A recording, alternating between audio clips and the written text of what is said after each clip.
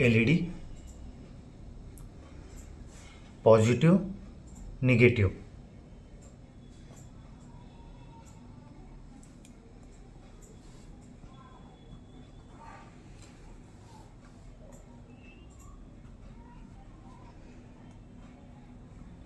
Resistor 1 kilo ohm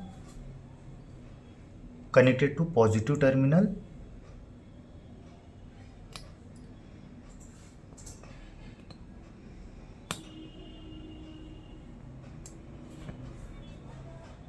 Okay.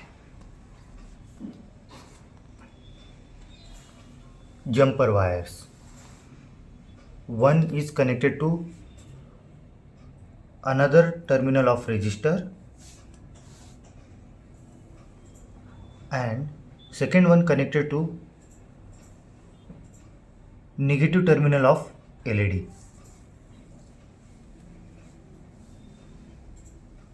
Okay, this one positive and this one negative. Okay. This is our battery, 9-volt battery. We give the supply through this connector. This side is positive and this side is negative.